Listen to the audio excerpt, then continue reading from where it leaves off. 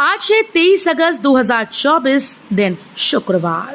Welcome back to clean news UP. चलिए देखते हैं उत्तर प्रदेश की 25 फटाफट बड़ी खबरों को।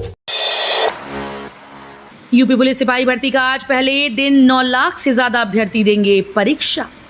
उत्तर प्रदेश के 67 जिलों में 1174 परीक्षा केंद्रों पर करीब 9,60,000 अभ्यर्थी आज शुक्रवार को सिपाही भर्ती परीक्षा देंगे। इसी साल फरवरी में हुई ये परीक्षा पर्चा लीक होने की वजह से रद्द कर दी गई थी। इसके बाद अब 5 चरणों में ये परीक्षा आज 23 अगस्त से शुरू हो रही है। यही वजह है कि इस बार सुरक्षा के बेहद कड़े इंतजाम किए गए। प्रदेश में 10,000 से अधिक पुलिसकर्मी सुरक्षा व्यवस्था में लगाए गए हैं।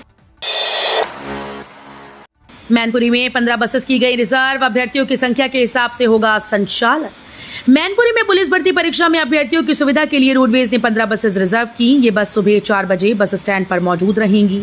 जिस मार्ग के लिए अभ्यर्थी की संख्या ज्यादा होगी उसी मार्ग पर तत्काल बस को भेजा जाएगा। बस संचालन प्रभारी सुबह 4 बजे से बस स्टैंड पर मौजूद रहेंगे। शासन के निर्देश के बाद रोडवेज ने पुलिस भर्ती परीक्षा के अभ्यर्थियों के लिए विशेष व्यवस्था की है। यूपी के जिले में आज से 12वीं तक की छुट्टी, 4 दिन बंद रहेंगे स्कूल। डीएम ने जारी किया आदेश। यूपी पुलिस भर्ती और जन्माष्टमी के पर्व को देखते हुए गोरखपुर में 4 दिन तक स्कूल बंद रखने का आदेश जारी कर दिया गया। गोरखपुर डीएम कृष्णा करुणेश ने जारी आदेश में कहा कि आज 23 से 25 अगस्त तक पूरे प्रदेश में यूपी पुलिस भर्ती की परीक्षा होनी है। इसके चलते सड़कों पर यातायात की समस्या उत्पन्न हो सकती है।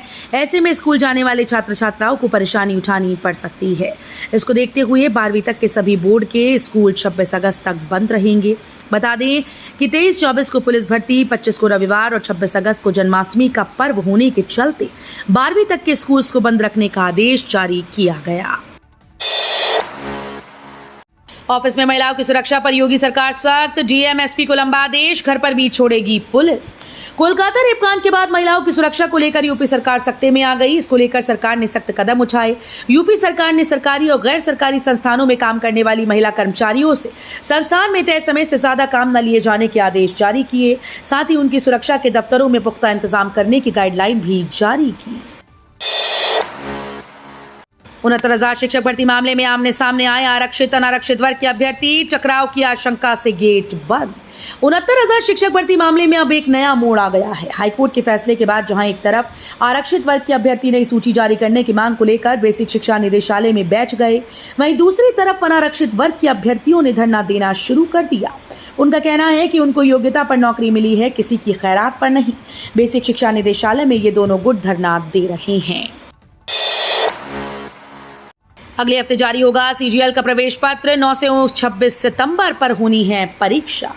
कर्मचारी चयन आयोग की ओर से आयोजित कंबाइंड ग्रेजुएट लेवल भर्ती 2024 की टीयर 1 परीक्षा का प्रवेश पत्र अगले हफ्ते जारी किया जा सकता है।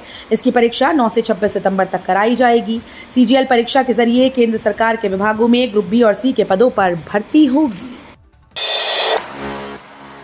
मंदिर निर्माण का 85% काम पूरा, शिखर बनाने को जयपुर से आएंगे कारीगर।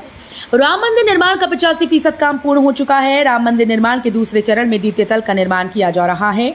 शिखर का निर्माण वैसे तो शुरू हो चुका है, लेकिन शिखर के मुख्य कार्य व नक्काशी आदि के लिए विशेष कारीगरों को बुलाया जा रहा है। राम मंदिर निर्माण की कार्यदायी संस्था LNT जयपुर व राजस्थान के 24 कारीगरों के संपर्क में है, जो शिखर निर्माण के विशेषज्ञ कारीगर माने जाते हैं। 14 दिसंबर को BHU का दीक्षांत समारोह, 32 मेडल और 13,000 छात्र छात्राओं को मिलेंगी उपाधियां। काशी हिंदू विश्वविद्यालय के 104वें दीक्षांत समारोह का आयोजन 14 दिसंबर को किया जा रहा है। स्वतंत्रता भवन में आयोजित दीक्षांत समारोह में सत्र 2023-24 के मेधावियों को BHU गोल्ड मेडल के अलावा 32 मेडल दिए जाएंगे। वहीं 13,000 छात्र छात्राओं को उपाधियां दी जाएंगी। समारोह के मुख्य अतिथि दुनिया की प्रमुख क्लाउड सुरक्षा कंपनी जिसकेलर के संस्थापक, अध्यक्ष और CEO जय चौधरी होंगी। काशी विश्वनाथ धाम से मां विशालाक्षी को भेजी गई 16 श्रृंगार की सामग्रियां, भेंट में 2 जोड़ी वस्त्र भी दिए।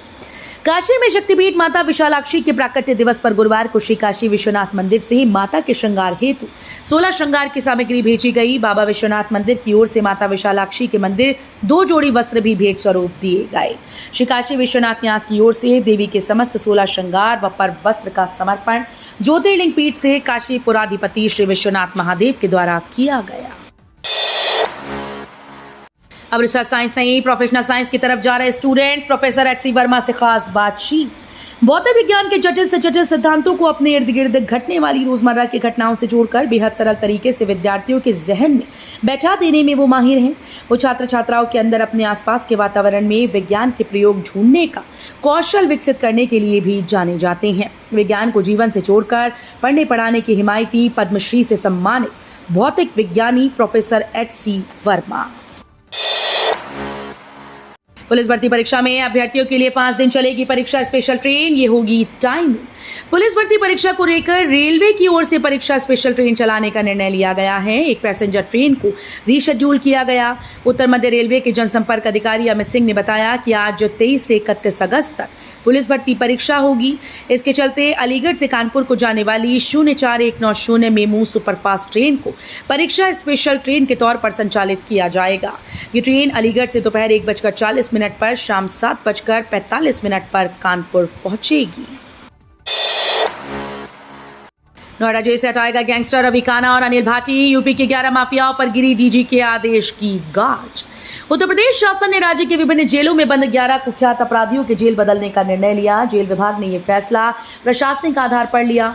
जेल अधीक्षकों की रिपोर्ट पर डीजी जेल ने यह कार्रवाई की। इसी कड़ी में 3 कुख्यात अपराधी यूपी के ग्रेटर नोएडा के लुक्सर जेल में बंद हैं।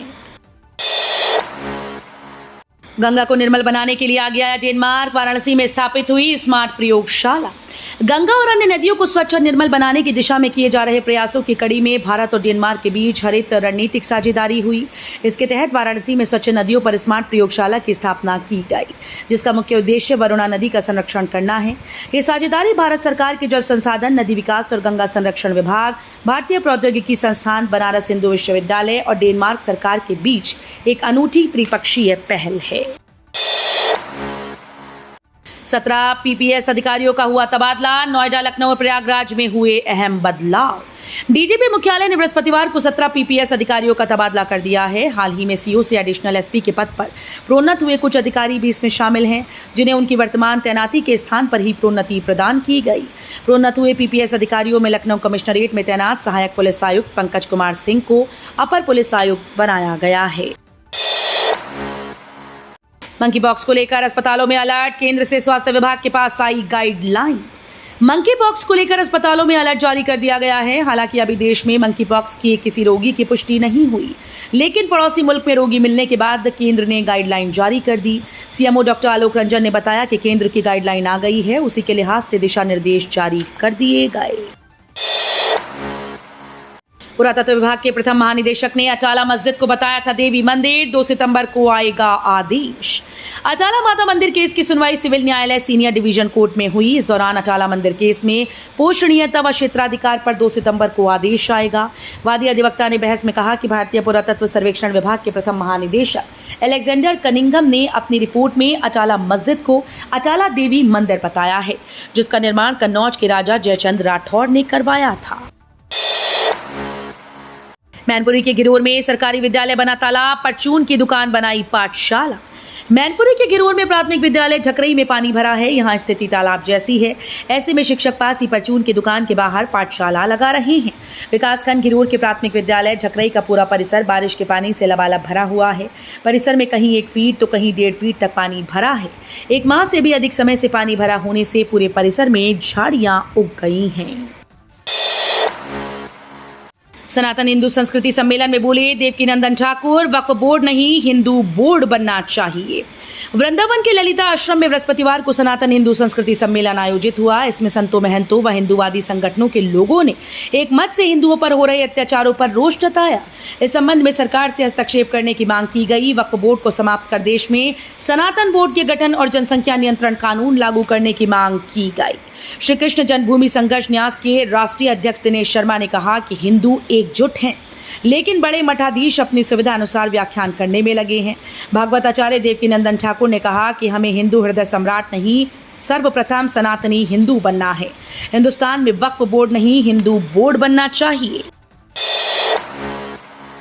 सामूहिक दुष्कर्म के आरोपी मोहित खान के शॉपिंग कॉम्प्लेक्स पर चला बुलडोजर, एक साथ चली 3 JCB। अयोध्या जिले में भद्रसा में किशोरी से सामूहिक दुष्कर्म के आरोपी समाजवादी पार्टी के नगर अध्यक्ष मोहित खान के शॉपिंग कॉम्प्लेक्स पर बुलडोजर कार्रवाई की गई। बृहस्पतिवार को 3 जेसीबी और एक पोकलैंड की मदद से 2 मंजिला भवन का ध्वस्तीकरण शुरू किया गया। 4.5 घंटे में इसे जमींदोज कर दिया गया। इस दौरान राजस्व विभाग और अयोध्या विकास प्राधिकरण के अधिकारियों के साथ कई थानों की फोर्स और पीएसी के जवान मुस्तैद रहे। लखनऊ में पहली बार मोहन बागान और ईस्ट बंगाल के बीच फुटबॉल का मुकाबला। नवाबों के शहर लखनऊ पहली बार 2 परंपरागत प्रतिद्वंदी फुटबॉल टीम्स मोहन बागान और ईस्ट बंगाल के बीच जोरदार मुकाबले का गवाह बनेगा। ये मुकाबला आगामी 2 सितंबर को राजधानी के केडी सिंह बाबू स्टेडियम में खेला जाएगा। प्रदेश के खेल निदेशक आरपी सिंह ने गुरुवार को बताया कि मोहन बागान और ईस्ट बंगाल के बीच 2 सितंबर को होने वाले इस मुकाबले की तैयारियां तेज कर दी गई। बारिश के बाद बड़ा डेंगू का खतरा। वाराणसी में 91 घरों में मिले मच्छरों के लार्वा। वाराणसी जिले में बारिश के बाद डेंगू का खतरा बढ़ गया है। स्वास्थ्य विभाग ने जलभराव वाली जगह पर लार्वा की जांच के लिए अभियान चलाया। 20 दिन में 22,000 से अधिक घरों की जांच की गई। इसमें 91 घरों में मच्छरों का लार्वा मिलने पर नोटिस जारी किया गया। इसके अलावा लोगों से साफ सफाई पर विशेष ध्यान देते रहने के लिए कहा गया है। अब सारे देशों से नजदीकी बनाए रखना भारत की नीति। पोलैंड के वार्सो में पीएम मोदी ने भारतीय समुदाय को संबोधित करते हुए कहा कि 45 साल बाद कोई भारतीय पीएम पोलैंड आया। ऐसे कई देश हैं जहां दशकों तक भारत का कोई प्रधानमंत्री पहुंचा ही नहीं, लेकिन अब परिस्थितियां दूसरी हैं। दशकों तक भारत की नीति थी कि सारे देशों से समान दूरी बनाए रखो। आज के भारत की नीति है सारे देशों से समान रूप से नजदीकी बनाओ। सिम बंद होने के नाम पर हो रहा बड़ा फ्रॉड। TRAI ने यूजर्स को दी चेतावनी। देश में धोखाधड़ी का नया तरीका सामने आया। इसमें ठग telecom regulatory authority of India के नाम से कॉल करते हैं और नंबर बंद करने के नाम पर निजी जानकारी मांगते हैं। जानकारी मिलते ही ये ठगी करते हैं। अब TRAI ने कहा कि हम नंबर बंद करने के लिए किसी को कॉल मैसेज नहीं करते। ऐसे में लोगों को ऐसे फर्जी कॉल से सावधान रहना चाहिए। सांसद संजय सिंह को मिली बड़ी राहत। हाईकोर्ट ने सजा के फैसले के अमल पर अगले आदेशों तक लगाई रोक। आम आदमी पार्टी के सांसद संजय सिंह को इलाहाबाद हाईकोर्ट के लखनऊ पीठ से बृहस्पतिवार को बड़ी राहत मिली। अब संजय सिंह को सुल्तानपुर के ट्रायल कोर्ट में सरेंडर नहीं करना होगा। हाईकोर्ट ने संजय सिंह की पुनरीक्षण याचिका विचारार्थ मंजूर कर उन्हें सुनाई गई सजा के फैसले के अमल पर अगले आदेशों तक रोक लगा दी है। कोर्ट ने उन्हें इसके लिए 50,000 रुपए का निजी बंद पत्र वचन के साथ दाखिल करने का आदेश दिया। सड़क निर्माण में लापरवाही, ठेकेदार पर 20,000 का जुर्माना, नोटिस भी थमाया। उत्तर प्रदेश के आगरा में सड़क निर्माण में लापरवाही पर नगर आयुक्त अंकित खंडेलवाल ने ठेकेदार पर 20,000 रुपए का जुर्माना लगाया। साथ ही ठेकेदार को नोटिस भी जारी किया। हरि पर्वत जोन के वार्ड संख्या 95 में नगर निगम के सामने की गली में सीसी रोड का अवर अभियंता पूनम, क्षेत्रीय पार्षद शरद चौहान ने बुधवार को निरीक्षण किया। पार्षद शरद चौहान ने बताया कि सड़क का निर्माण कार्य पूरा होने के बाद ठेकेदार ने सीसी फर्श के ऊपर प्लास्टर की एक लेयर अलग से डलवा दी। तो ये थी आज की 25 फटाफट बड़ी खबरें। अगर आपको न्यूज पसंद आई हो तो वीडियो को लाइक और शेयर जरूर करें। धन्यवाद।